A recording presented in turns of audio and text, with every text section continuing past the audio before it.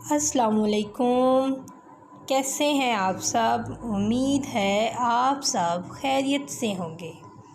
جی تو یہ ہے آپ کی بک سدا بہار تیسری جماعت کے لیے فوزیہ احسان فروقی۔ پریویس لیکچر میں ہم نے حمد کے بارے میں جانا تھا۔ اب ہم آپ کا یونٹ 1 سٹارٹ کریں گے۔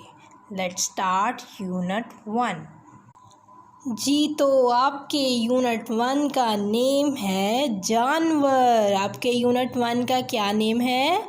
جانور۔ آپ کو یونٹ کے نام سے ہی پتہ چل رہا ہے کہ ہم اس یونٹ میں جانوروں کے بارے میں جانیں گے۔ جانوروں کی کتنی اقسام ہوتی ہیں، ہمیں جانوروں کے ساتھ کس طرح کا رویہ اختیار کرنا چاہیے، ہمارے انبیاء کرام جانوروں کے ساتھ کیسا سلوک کرتے تھے، ہم سب اس چیپٹر میں جانیں گے۔ جی تو اس پیج پہ آپ نے کیا کرنا ہے، آپ نے جانوروں کی تصویریں دیکھنی ہیں اور اس کا درست نام اس لائن پہ لکھنا ہے۔ جیسا کہ یہ کیا ہے؟ شیر، یہ کیا ہے؟ بندر، یہ کیا ہے؟ زرافہ، یہ کیا ہے؟ گدھا، اور یہ کیا ہے؟ گھوڑا۔ آپ نے ان سب کے نام یہاں پہ لکھنے ہیں۔ جی تو پیارے بچوں، آج میں آپ کو حضرت نوح علیہ السلام کی کہانی سناؤں گی۔ آپ کو پتہ ہے اللہ تعالیٰ نے دنیا میں بہت سے ایسے انسان بھیجے ہیں جو لوگوں کو اچھی باتیں بتاتے ہیں اور برے کاموں سے منع کرتے تھے۔ ایسے انسانوں کو نبی کہتے ہیں۔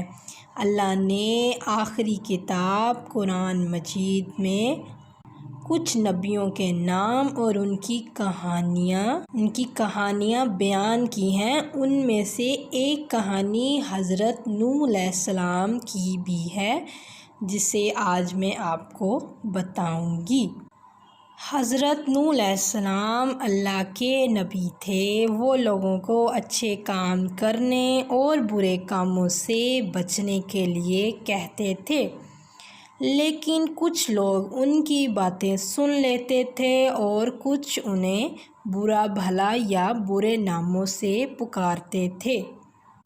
بہت سال انہوں نے کوشش کی، لیکن پھر اللہ نے انہیں سزا دینے کا فیصلہ کیا۔ جب اللہ نے انہیں سزا دینے کا فیصلہ کیا تو اللہ نے حضرت نوح علیہ السلام کو ایک بڑی کشتی بنانے کا حکم دیا۔ حضرت نوح علیہ السلام نے اللہ تعالیٰ سے کوئی سوال نہیں کیا اور جنگل سے لکڑیاں اکٹھی کر کے انہیں کاٹنا شروع کر دیا۔ ان کے ساتھیوں نے ان کی مدد کی۔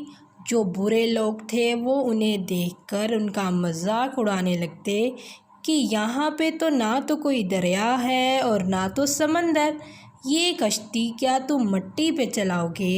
حضرت نوح علیہ السلام نے ان کی باتوں کا کوئی جواب نہیں دیا اور اپنا کام کرتے رہے۔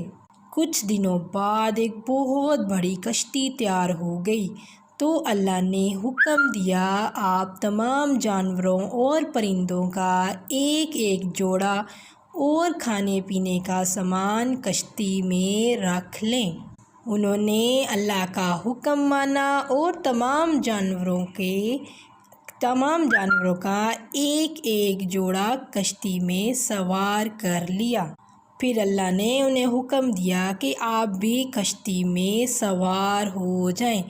باقی لوگ یہ دیکھ کر ان کا مذاق اڑا رہے تھے اور کہہ رہے تھے، آپ سب کو کیا ہو گیا ہے؟ آپ لوگ کیوں کشتی میں سوار ہو رہے ہیں؟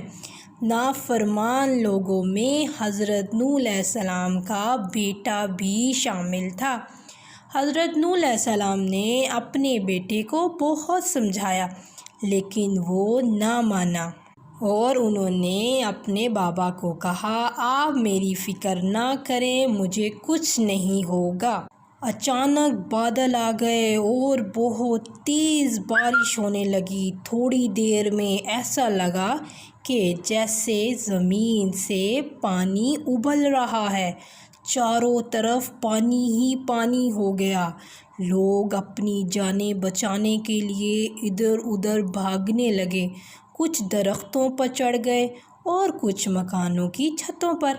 लेकिन पानी इतना था कि दरख्त भी डूब गए और मकान भी डूब गए। यहाँ तक कि जिस पहाड़ में हज़रत नूह अलैहिस्सलाम का बेटा अपनी जान बचाने के लिए चढ़ा था वो भी डूब गया।